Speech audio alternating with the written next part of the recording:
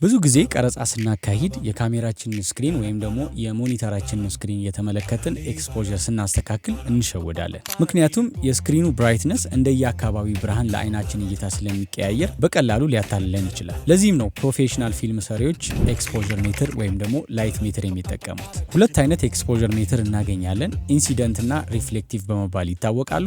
ይህ ላይት ሜትር ቪዲዮአችን ኳሊቲ እንዲኖረው የሚያደርግበት ዋና ዋና ምክንያቶች አሉ። ጥቅሙ ብዙ ነው።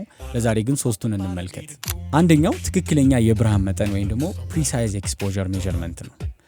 ካሜራችን የሚለካው ከሰብጀክታችን ፊት ተመልሶ የሚመጣውን ወይም ሪፍሌክት አድርጎ የሚመጣውን ላይት ሲሆን ላይት ሜትር ግን የምንለካበት የምንቀርጸው ሰው ፊት ላይ እያረፈ ያለውን ኢንሲደንት ላይት ነው የሚለካው ማለት ነው። ይህ ማለት የምንቀርጸው ሰው ልብስ ጥቁርም ይሁን ነጭም ይሁን የፊቱ ኤክስፖዠር ግን ሳይዛባ ሁሌም ኮንሲስተንት ሆኖ እንዲወጣ ያደርጋል ማለት ነው። ሁለተኛው ደግሞ ኮንትራስት ሬሾን እንቆጣጠርበታለን። በሲኒማቶግራፊ ውስጥ የፊልምን ሙድ ወይም ደግሞ ስሜትን የምንወስነው ወይም የምንቀያየረው በኮንትራስት ሬሾ ነው። ኮንትራስት ሬሾ ማለት የሲናችን ብራይተስት ወይም ደግሞ ዳርከስት ኤሪያ ልንለው እንችላለን።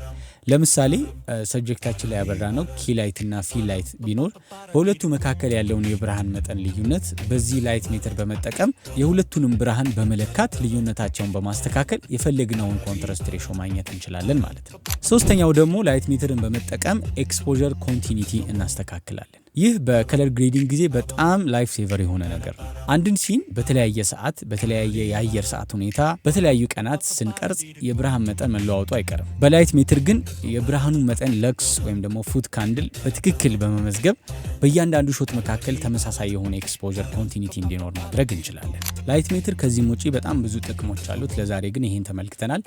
በቀጣይ ቪዲዮ እንድንመለከተው የምትፈልጉትን የፊልም ሜኪንግ ሴክሬት ኮመንት ላይ አስቀምጡልኝ።